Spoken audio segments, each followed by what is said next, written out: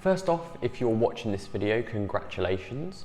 Whether you're expecting a baby or someone you know is, this is a very exciting time, but also a time entering into the unknown, especially if it is your first child.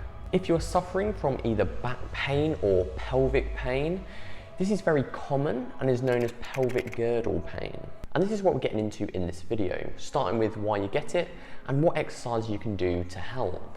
Hi, my name's Rob from AMR Physio. So what is pelvic girdle pain? This can also be known by other names. It's most commonly known now as pelvic girdle pain as a bit of an umbrella term. It is a collection of uncomfortable symptoms caused by stiffness of your pelvic joints or joints at the front or the back of your pelvis moving unevenly. The joint at the front is called the pubic symphysis and the joints at the back are called the sacroiliac joints or the SIJ. But you might also experience pain referred away from these areas. It is very common, around 1 in 5 will experience discomfort, but it can vary in the intensity. You might experience pain when walking, doing the stairs, standing on one leg, laying in a certain position, getting in and out of the car. It can come at any time during pregnancy, but it is quite common around the 12 to 14 weeks where there's a bit of a peak in relaxin, which is the hormone that allows joints to move to help get them into position for as the baby grows.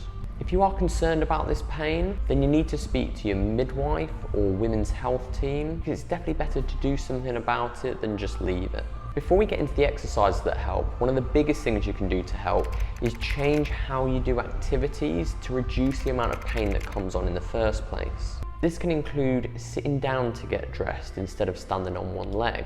If getting out the car, rather than bringing one leg out first to then get out, try and swivel, keeping these together and then getting out.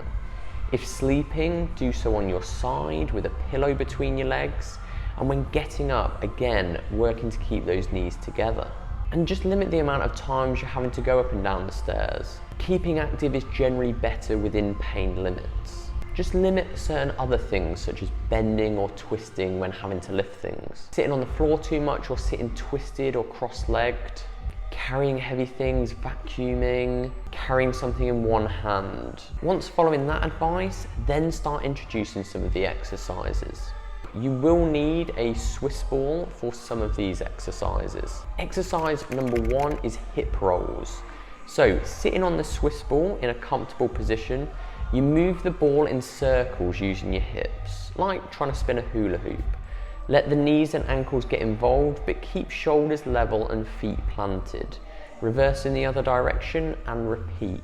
With any of these exercises that you're doing, the amount you're going to do will depend on your response to the exercise. If you find it's making your pain worse, then pull back the amount that you're doing. If it's feeling pretty good, then start trying to progress and spend a little bit more time or doing a few more reps. Or it might be that you really like some and some others you're not too much of a fan of, so maybe just pick 2 or 3 of them. Ideally, you want to do them a couple of times a day and be staying in a pain-free range. If you find that you actually get pain following, just reduce the amount of reps that you're doing. Number 2 is pelvic tilts. Also on the Swiss ball, you keep your knees and ankles in line and tilt the pelvis forward with pelvic floor tightened, then return to a neutral position. Repeat, letting the ball move forward and backwards. Number 3 is heel slides. Sat up with your back supported, keep the pelvis neutral, slide your heel forward on one side, and then return to the start position and repeat on the other side.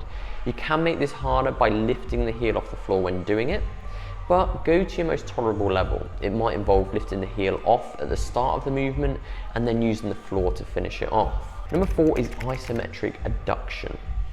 Again, sitting on a supportive surface with your feet on the floor, place a ball or a firm pillow between your knees. Squeeze and hold for 5 seconds, relax and then repeat. Again, looking to gradually build up the amount of reps over time, ensuring that it's not aggravating any symptoms. Number 5 is a side lying leg raise or a side clamp. Laying on your side, supporting yourself with your elbow. You can do this either keeping your leg straight or lifting it up, or if it's too hard, you can try as a side clamp with your knees bent, then raising one knee off the other. Now, this won't be going very high, so don't stress about increasing range here. It's more about getting activation of the muscles. I really hope this was useful, and remember, send it on to someone if you think it's going to help them.